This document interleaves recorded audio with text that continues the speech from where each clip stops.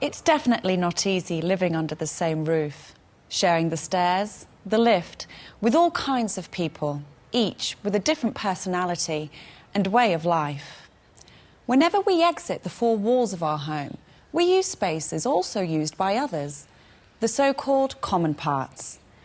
We don't own them, but we depend on them and like to find them in good conditions.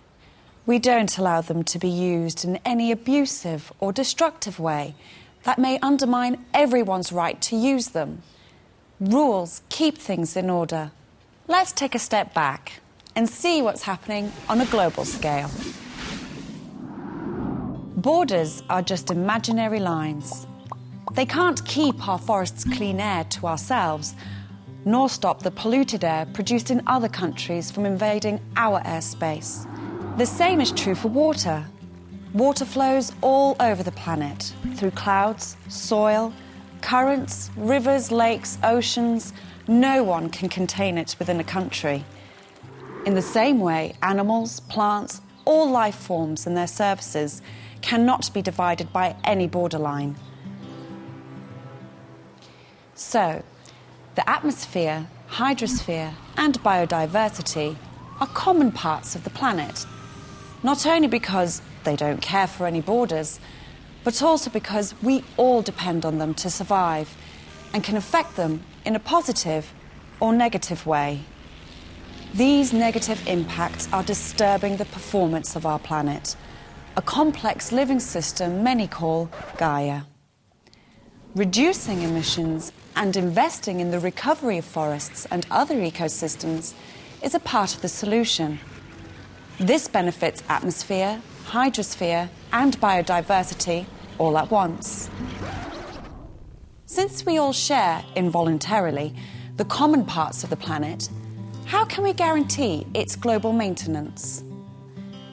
If neighbours organise themselves to manage the common parts of their building, it seems to me we must organise the global neighbourhood on Earth. Each one of us, living anywhere on the planet, has the right to use an equal share of the common parts.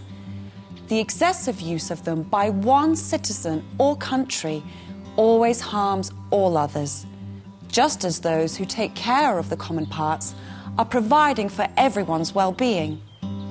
If we all have an equal share and such different uses of them, we need rules to create the balance. Those who take care of the common parts should be compensated by those who misuse them, so that the negative impact may be reduced or erased. In doing so, each country would automatically try to minimise its impact and maximise the preservation of ecosystems. We're talking about a new accounting system, environmental accounting. Right now, trees only have economic value when transformed into wood. However, they are much more valuable alive. The climate and water cycle regulation, the food and shelter provided to animals and plants, the clean air produced, etc., are the most precious services we need now and will need in the future. The services provided by forests and all other ecosystems have a value that must be accounted for in our economy. Not doing so has allowed the destruction of 80% of the original forests of the planet. To assign an economic value for the vital services provided by the ecosystems is the best way to guarantee the preservation of the common parts, of which we and our economy depend on. The economy has to ensure the maintenance of what we need most. So, if we share the same atmosphere, the same hydrosphere and the same biodiversity, we're talking, just like with neighbours in a building, about a condominium. We must organise the Earth Condominium. The solution is possible. Sign the online declaration and join us at the Gaia Commitment. On the 4th and 5th of July, let's organise the global neighbourhood.